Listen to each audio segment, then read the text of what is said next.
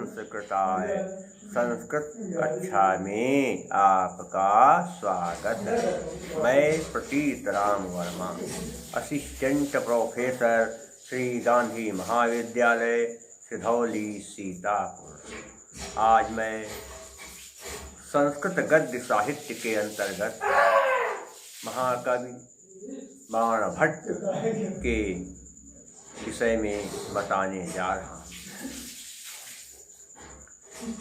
महाकवि बाणभट्ट का समय 600 से लेकर 650 ईस्वी के बीच माना जाता है।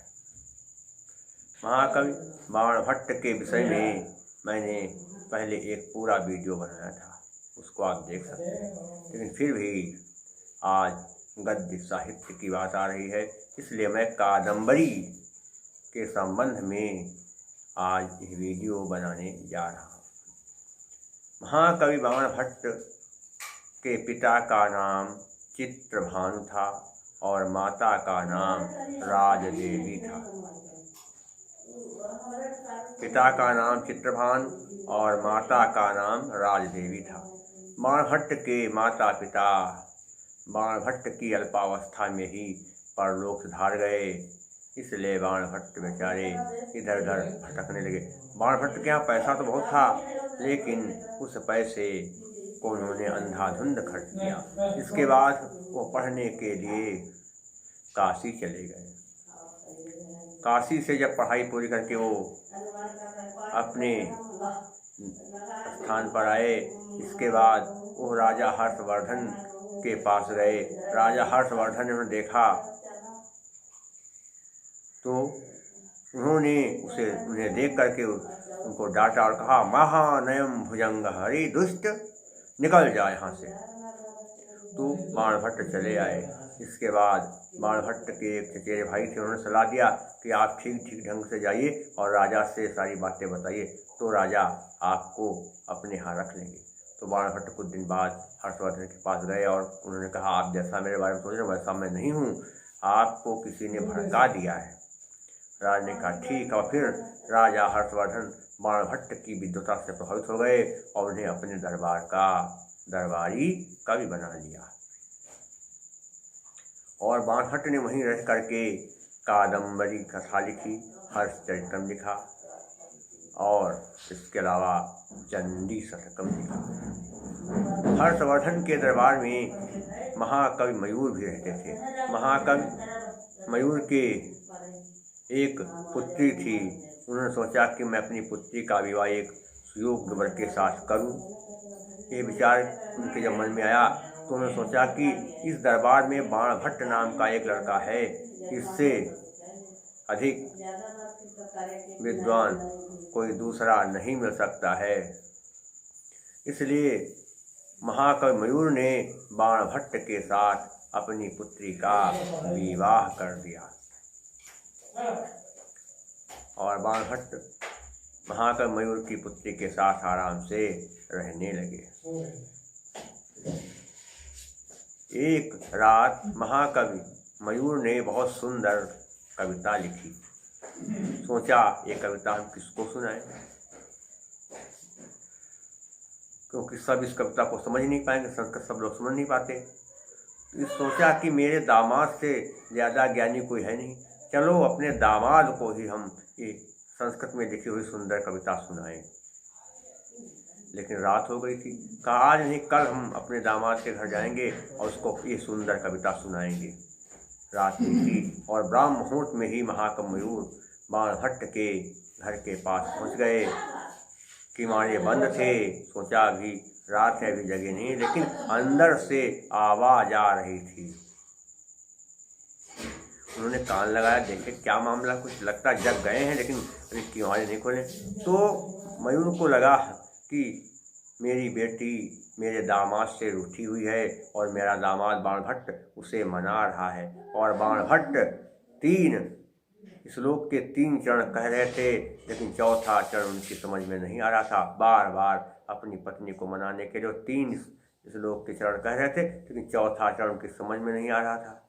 तो अब बेचारे खड़े हुए बाणभट्ट क्या कह रहे थे, अपनी पत्नी को मना रहे थे, अब कह रहे थे कि गत प्राया रात्रि कृष्णतनु शशि शीरत इव प्रदीपो अयं निद्रावसमुपगतो घूर्णतयु प्राणामन्तो मानस तेजसी न तथापि क्रुद्धमहो। हे प्राण प्यारी, रात बीत रही है, रात पूरी हो रही है और चंद्रमा भी बेचारे दुर्बल पड़ रहे हैं। दीपक की लौ ही जो है अब धीमी, दीपक की लौ भी जो चक्कर लगा रही है, इस दीपक की लौ में भी वो प्रकाश नहीं रह गया है, दीपक की लौ भी इधर उधर घूम रही है। हे प्राण प्यारी, मान जाओ, मान जाओ, मैं तुमको प्रणाम करता हूँ, गुस्सा मत करो। अरे मेरी प्राण प्यारी प्रिय, मान जाओ, गुस्सा न करो। ये बाण बार बार कह रहे थे और उनकी पत्नी मान भी रही थी, और चौथा हमको सुन नहीं रहा, तब क्या करें। अब मयूर से रहा नहीं गया और उन्होंने बाहर से कहा कि कुछ प्रत्यासत्या हृदयमपीते चंडी कठिनम। अरे कठोर स्तनों के पास रहने से लगता है तेरा हृदय भी कठोर हो गया। ये बात जैसे बाणभट्ट ने सुनी, तुरंत उन्होंने किवाड़े खोले और देखा कि उनके ससुर मयूर खड़े हैं। मयूर खड़े, उन्होंने कहा आपने ऐसे अश्लील शब्द बोले, आपने अपनी पुत्री को ऐसे अटपटे शब्द कहे, आपको शर्म नहीं आई? आपने अपनी पुत्री के साथ अशिष्ट व्यवहार किया है, इसलिए मैं आपको श्राप देता हूं कि आप कोढ़ी हो जाएं। मयूर ने कहा अरे बुद्धू, मैं तेरा ससुर हूँ, तेरे पिता के समान हूँ, और मैं आया न तूने मेरा कोई स्वागत किया, न संस्कार, न हालचाल पूछा, उल्टे आते मुझे श्राप दे दिया। तू बहुत नीच है, इसलिए मैं भी तुझे श्राप दे रहा हूँ कि तूने शिष्टाचार का उल्लंघन किया है, इसलिए मेरे साथ तू भी कोढ़ी हो जाएगा। दोनों ने एक दूसरे को श्राप दे दिया, तो मयूर भी कोढ़ी हो गए और बाणभट्ट भी कोढ़ी हो गए। अब उन्होंने कोढ़ का उपाय बड़े बड़े विद्वान पंडितों से पूछा कि कैसे इस रोग से मुक्ति मिले। तो विद्वान पंडितों ने मयूर से कहा कि आप सूर्य भगवान की उपासना करिए, और बाणभट्ट से कहा आप चंडी देवी की उपासना करिए। तो बाणभट्ट ने चंडी देवी की उपासना किया और चंडी सतकम ग्रंथ लिखा, और मयूर ने सूर्य भगवान की पूजा किया और सूर्य सतकम ग्रंथ लिखा। इससे उनका कोढ़ दूर हो गया। बाणभट्ट ने इसके बाद हर्षचरितम लिखा, इसमें 8 स्वास्थ्य जो आख्यान है, और इसके बाद कादम्बरी कथा लिखा। बाणभट्ट कादम्बरी के आधे भाग को लिख पाए थे कि उनकी तबीयत खराब हो गई, सोचा कि पूरा नहीं कर पाएंगे तो क्या करें। अब सोचा जो पुत्र लाओ बुलाएं, देखें कोई पुत्र आया और मेरा ये काम पूरा है। तो उन्होंने बड़े पुत्र को बुलाया, और फिर जब बड़ा पुत्र आया तो एक सामने सूखा पेड़ खड़ा हुआ था। उन्होंने उस पेड़ की ओर संकेत करके उससे कहा बेटा ये क्या है? कुतो इदम, कुतो इदम या अयम नहीं इदम किमस्ति, ये क्या है? अरे इदम किमस्ति, ये क्या है? तो बड़े पुत्र ने कहा शुष्को वृक्षस्य तिष्ठति अग्रे, अर्थात सूखा पेड़ आगे खड़ा है। कहा बेटा जाओ जाओ, बस यही पूछना था। इसके बाद दूसरा लड़का आया, बिल्कुल दूसरे लड़के को मैंने बुलाया, पुत्र को कहा पुत्र यहाँ हो गया। कहा पिताजी बताइए क्यों याद किया? कहा बेटा सामने देख रहे हो क्या है? कहा हाँ पिताजी। तो कहा क्या है? कहा तो उसने कहा नीरस तरुरी विलसति पुरतः, अर्थात जिसमें रस समाप्त हो गया है ऐसा सूखा पेड़ शोभायमान हो रहा है। कहा बेटा एक काम है। कहा क्या? बताइए पिताजी। कहा मैं कादम्बरी कथा लिख रहा हूँ, अभी कादम्बरी कथा पूरी नहीं हो पा रही है और मैं लगता है पूरी कर नहीं पाऊंगा, इसलिए बेटा मेरी कादम्बरी कथा को मेरे न रहने पर तुम पूरी कर देना। उसने कहा ठीक है पिताजी, आपके न रहने पर मैं उस कादम्बरी कथा को पूरा करूँगा। और पूर्वार्ध कादम्बरी का स्वयं बाणभट्ट ने लिखा है और उसका उत्तरार्ध बाणभट्ट के पुत्र ने लिखा, जिसका नाम था भूषण बाण। कुछ लोग कहते हैं पुलिन भट्ट उसका नाम है, दो नाम मिलते हैं लेकिन अलग मतभेद है। तो कादम्बरी के उत्तरार्ध के आरंभ में ही बाण भट्ट के पुत्र ने लिखा है याते दीवम, क्या लिखा, याते दीवम पितरि तद वचसैव सार्ध विच्छेदमाप भुवियस्तु कथा प्रबन्धः दुःखं सतां तद् समाप्तिकृतं विलोक्य प्रारब्ध एव स मया न कवित्वदर्पात्। तो उसने पूरा किया। तो ये है बाण भट्ट की जीवनी। अब इन्होंने जो कादम्बरी कथा लिखी उस पर हमको बताना है।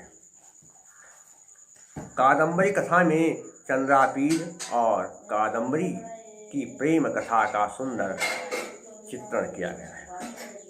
क्या है थोड़ा समझिएगा कि बेत्रवती नदी के किनारे विदिशा नगरी थी। उस विदिशा नगरी में सर्वगुण संपन्न महाप्रतापी राजा शूद्रक राज्य करते थे। एक दिन राजा शूद्रक अपने राज दरबार में बैठे हुए थे कि एक चांडाल कन्या उनके पास एक तोते को लेकर आई और राजा शूद्रक को उसने तोता समर्पित किया और कहा, महाराज ये तोता आप ले लीजिए, ये तोता बहुत ज्ञानी है, आपके पास रहेगा तो आपका मन बहलाएगा, आपको महाज्ञान देगा। राजा ने कहा ठीक है रख दीजिए। और फिर जो है चांडाल कन्या वहाँ चली गई। इसके बाद उस तोते ने राजा की प्रशंसा में एक श्लोक पढ़ा।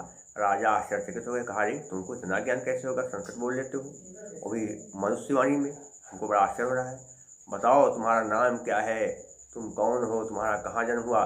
तो तोते ने बताया कि मेरा जन्म जो है एक जंगल में हुआ और मेरे माता पिता मेरे बचपन में ही परलोक धार गए। इसके बाद मैं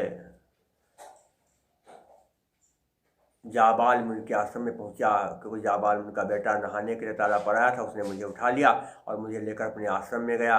और जाबाल मुनि ने बताया कि मैं अपने कर्मों का फल ही भोग रहा हूँ। तो फिर उन्होंने कथा सुनाई, कहा कि उज्जैनी नगरी में एक तारापीड़ नाम के राजा थे। उनकी पत्नी, उनकी महारानी का नाम विलासवती था और तारापीड़ के एक मंत्री थे जिनका नाम था सुखनाथ। सुखनाथ की पत्नी का नाम था मनोरमा। दोनों ही संतान थे, लेकिन भगवान की कृपा से, भगवान की भक्त करने के कारण राजा तारापीड़ के एक पुत्र हुआ जिसका नाम चंद्रापीड़ रखा गया और सुखनाथ के एक पुत्र हुआ जिसका नाम वैशंपायन रखा गया। इसके बाद दोनों बच्चे चंद्रापीड़ और वैशंपायन पढ़ने के लिए पाठशाला गए। जब पढ़ाई पूरी हो गई तो इसके बाद चंद्रापीड़ और वैशंपायन अपने घर आ गए। और फिर जब चंद्रापीड़ का राज्याभिषेक हो गया, इसके बाद चंद्रापीड़ जो है भ्रमण करने की इच्छा से अपने मित्र वैशंपायन के साथ घर से निकल पड़े और रास्ते में उन्होंने एक किन्नर युगल को देखा। ऐसे पक्षी जो मानव के रूप वाले थे, जिनका शरीर आधा मानव का था और आधा पक्षियों का। वो पक्षी बड़े सुंदर लग रहे थे। किन्नर युगल को देख करके राजा चंद्रपीड़ उनका पीछा करना शुरू किया और पीछा करते करते वो वैशंपायन से अलग हो गया और चलते चलते वह अछोर सरोवर के पास पहुंचा। अछोर सरोवर के पास एक बहुत सुंदर मंदिर, भगवान शिव जी का मंदिर था। उस मंदिर में एक नवयुवती रहती थी जिसका नाम था महाश्वेता। महाश्वेता से चंद्रापीड़ की बातचीत हुई और फिर महाश्वेता ने बताया कि मैं यहाँ इसलिए रह रही हूँ क्योंकि मैं पुंडरीक से प्यार करती थी, लेकिन मेरे पुंडरीक जो हैं असमय में परलोक सिधार गए। पुंडरीक असमय में परलोक को सुधार गए, तो उनके वियोग में उनको पाने के लिए मैं यहाँ तपस्या कर रही हूँ। और मैंने जब से तपस्या करना शुरू किया है तब से मेरी एक सखी है जिसका नाम है कादम्बरी। उसने भी कहा है कि मैं भी विवाह नहीं करूँगी। यदि आप विवाह नहीं करेंगी, आपके प्रेमी दुनिया छोड़कर चले गए, तो अब मैं भी विवाह नहीं करूँगी, मैं भी आजीवन ब्रह्मचारिणी रहूँगी। तो राजा ने कहा तो बड़ी अद्भुत बात है। महाश्वेता ने कहा चलो तुमको हम कादम्बरी से मिलाएं। और फिर महाश्वेता चंद्रापीठ को लेकर के कादम्बरी के पास गई। और जब कादम्बरी ने राजा राजकुमार चंद्रापीठ को देखा और चंद्रापीठ ने कादम्बरी को देखा तो दोनों एक दूसरे के ऊपर आकर्षित हो गए। इसके बाद कुछ दिन वहीं रुके। इसके बाद चंद्रापीठ इसके बाद चंद्रापीठ के पिता ने समाचार भेजा कि जल्दी से घर वापस आ जाओ। तो चंद्रापीठ अपने पिता की आज्ञा मान करके कादम्बरी के यहाँ से अपने घर चले आए। और कादम्बरी उनके वियोग में बेचारी बहुत परेशान रहने लगी। और इसके बाद जो है अब चंद्रापीठ ने सोचा कि हमारे मित्र वैशंपायन पता नहीं कहाँ है, रास्ते में छूट गए, पता नहीं कहाँ है, चलो पता लगाएं। तो उसका पता लगाते, वैशंपायन का पता लगाते लगाते चंद्रापीठ फिर अछोत सरोवर के पास पहुँचे और उन्हें महाश्वेता मिली। तो कहा कि आपने यहाँ वैशंपायन को देखा है? महाश्वेता ने कहा हाँ देखा है। तो कहा वो किधर गए? कहा वो गए नहीं, अब वो तोता बन गए। कहीं तोता कैसे बन गए? कहीं सुनिए कि वैशंपायन यहाँ आया और उसने मुझसे कहा कि तुम मुझसे विवाह कर लो।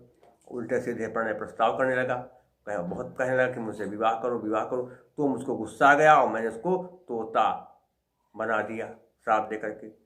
यह बात जैसे चंद्रापीठ ने सुनी, चंद्रापीठ के तुरंत प्राण निकल गए। और जब चंद्रापीठ के प्राण निकले तो ये सूचना महाश्वेता ने कादम्बरी को दिया। कादम्बरी वहाँ ही दौड़ती हुई और फिर उसने भी आत्महत्या करना तय कर लिया। कहा मैं भी प्राण त्याग दूंगी, मर जाऊंगी। लेकिन तभी आकाशवाणी हुई कि अरे बालिके, तू चिंता मत कर, तेरे प्रेमी से मिलन जरूर होगा, प्राण तुम न त्यागो। महाश्वेता का भी अपने प्रेमी से मिलन होगा। तो ये तोते ने कहा जैसे मैंने ये बात सुनी मैं तुरंत उड़ा और महाश्वेता के पास जाने लगा। और जब महाश्वेता के पास जा रहा था तभी इस चांडाल कन्या ने मुझे पकड़ लिया और आपके पास यहाँ लेकर के आ गई है।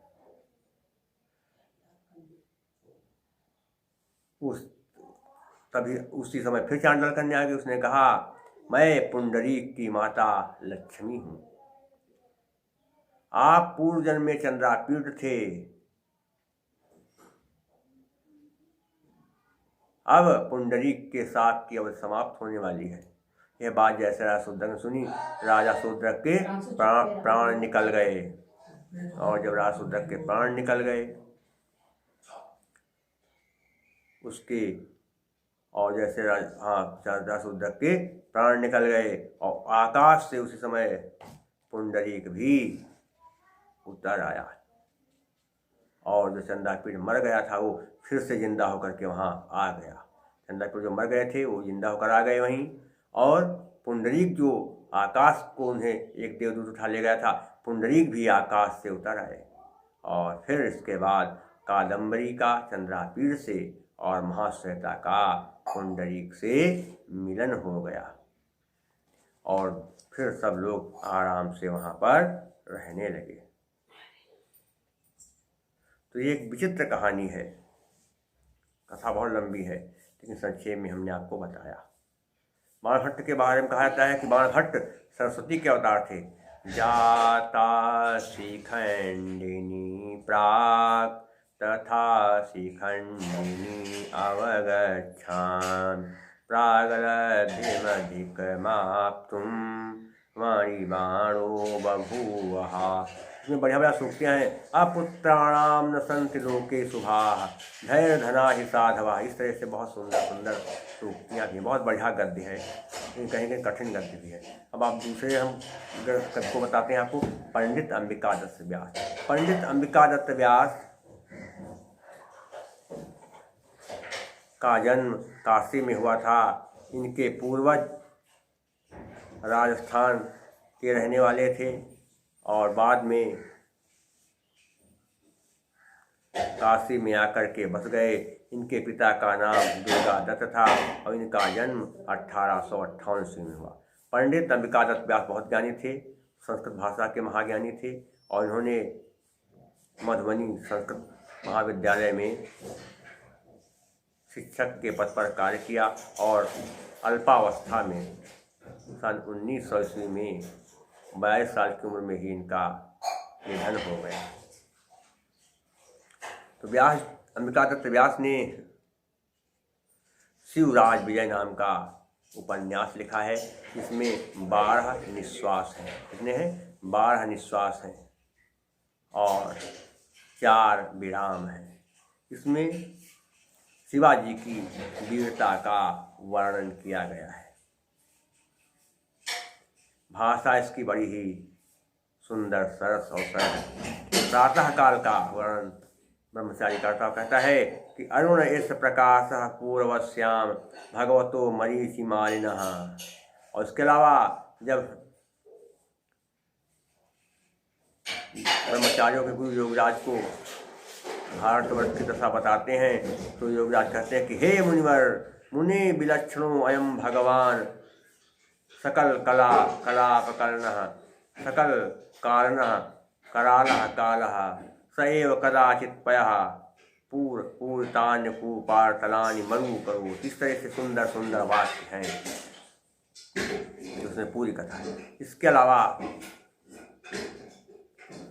एक कवि हुए पंडित क्षमाराव। पंडित क्षमाराव का जन्म 4 जुलाई 1890 को शंकर पांडुरंग के घर में हुआ और इन्होंने कथा मुक्तावली नाम का एक ग्रंथ लिखा, सत्याग्रह गीता लिखी। इसके बाद 1780 में विश्वेश्वर पांडे नाम के एक कवि हुए। इनके पिता का नाम लक्ष्मीधर पांडे था। किसके? विश्वेश्वर पांडे के पिता का नाम था, क्या नाम था? लक्ष्मीधर पांडे। और ये अल्मोड़ा मंडल के अंतर्गत पाटिया गांव में रहते थे। काशी में जब इनके पिता आए, भगवान शंकर की कृपा से ही उन्होंने विश्वेश्वर पांडे को प्राप्त किया। ये प्रारंभ से अत्यंत मेधावी और प्रतिभावान रहे थे। इन्होंने मंदार मंजरी नामक बहुत ही सुंदर ग्रंथ लिखा है जो कादंबरी ग्रंथ से पूर्णतया प्रभावित है।